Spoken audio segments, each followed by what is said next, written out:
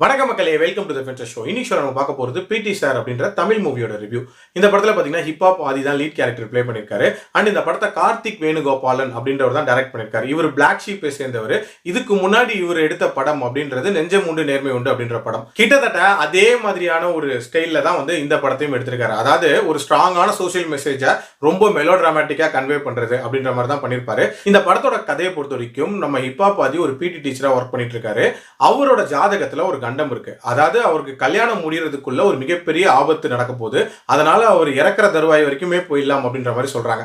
அதனாலேயே அவங்க அம்மா வந்து அவரை பொத்தி பொத்தி பாதுகாக்கிறாங்க. பட் இருந்தாலும் அந்த கண்டம் அவருக்கு வந்துருது. அது யார் ரூபத்துல வருது அப்படின்னா அந்த ஸ்கூல் கரஸ்பாண்டண்டா இருக்கக்கூடிய நம்ம தியாகராஜன் ரூபத்துல வருது. ஸோ இவருக்கும் தியாகராஜனுக்கும் கிளாஷ் உண்டாகிறதுக்கு முக்கியமான காரணம் அனிகா சுரேந்தர் தான். ஸோ இவங்க 3 பேருக்குள்ள என்ன மாதிரியான கனெக்ஷன் அண்ட் எதனால அந்த கிளாஷ் உண்டாச்சு, அனிகாக்கு என்ன ஆச்சு, கடைசியா யார் ஜெயிச்சா அப்படின்றத அந்த படத்தோட கதை. இந்த படத்துல இவங்க பேசியிருக்கக்கூடிய சப்ஜெக்ட் அப்படின்றது செக்ஷுவல் ஹராஸ்மெண்ட். ரொம்ப ரொம்ப ஒரு ஹாட் டாபிக். அதுவும் எஜுகேஷனல் இன்ஸ்டிடியூஷன்ல நடக்கக்கூடிய செக்ஷுவல் ஹராஸ்மெண்ட் அப்படின்றது இன்னைக்குமே நடந்துட்டு இருக்கிற ஒரு விஷயம் தான். ஸோ கண்டிப்பா அதை பத்தி பேசணும். பட் பேசின விதம் அப்படின்றதுல தான் பிரச்சனையே. அதாவது பேக்ரவுண்ட்ல அந்த தந்தான தானே தானேன்னு சொல்லிட்டு ஒரு கேஜிஎஃப் மியூசிக் ஒன்று இருக்கும்ல, அதை போட்டு விட்டுட்டு ரொம்ப கிரிஞ்சித்தனமான எமோஷன்ஸை வெளிப்படுத்தினா எப்படி இருக்குமோ அதே மாதிரியான ஒரு மோட்ல தான் இந்த படத்தோட மெசேஜஸ் எல்லாத்தையுமே சொல்லியிருப்பாங்க. ரொம்ப ரொம்ப செயற்கைத்தனமா இருந்துச்சு அப்படின்னே சொல்லலாம். அதே மாதிரி இந்த படத்தோட அந்த கிளைமேக்ஸ் ட்விஸ்ட் அப்படின்றது ஒரு அல்டிமேட் ட்விஸ்ட். சான்ஸே இல்லாம அமைச்சிருந்தாங்க. அதுல எந்த விதமான சந்தேகமே இல்லை.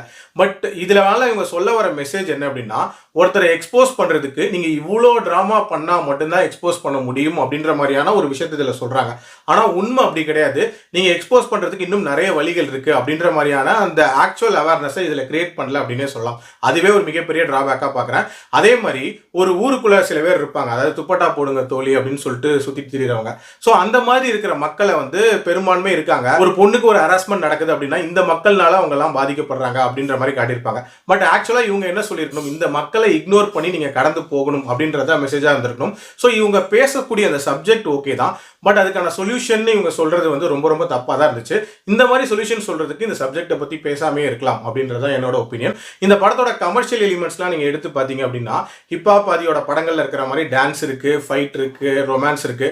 இது எல்லாமே அந்த டெம்ப்ளேட் படி தான் இருக்கு. பட் அதுல எதுவுமே புதுமையா இல்லை அப்படின்னு தான் நான் சொல்லுவேன். அதே மாதிரி இந்த படத்துல வந்து பிரபு வந்து வக்கீலா நடிச்சிருப்பாரு. ஆக்சுவலா 3 படம் பார்க்கும்போது பிரபு மேல என்ன மாதிரியான ஒரு ஃபீல் வருமோ அதே மாதிரியான ஒரு காமெடித்தனமான ஒரு ஃபீல் தான் இந்த படம் பார்க்கும்போது வந்துச்சு அப்படின்னு சொல்லலாம். அண்ட் இந்த படத்துல நிறைய விஷயங்களை ஒரு மாதிரி இன்கம்ப்ளீட்டா விட்டாங்களோ அப்படின்னு தான் தோணுச்சு. அந்த மேஜிக் வால் ரிலேட்டடான சில காட்சிகள் வரும். ஸோ அதை வச்சு ஏதாவது பில்டப் பண்ணுவாங்கன்னு யோசிச்சா அதையும் வந்து இன்கம்ப்ளீட்டா விட்டுருப்பாங்க.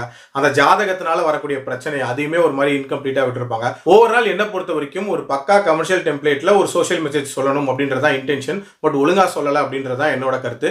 என்னோட ரேட்டிங் இந்த படத்துக்கு 2.5 out of 5. அதுவும் அந்த கிளைமேக்ஸ்க்காக தான். அடல் கண்டென்ட்லாம் இல்லை. ஸோ பார்க்கணும்னா பாருங்க. மீண்டும் அடுத்த விமர்சனத்தில் சந்திக்கிறேன். நன்றி, வணக்கம்.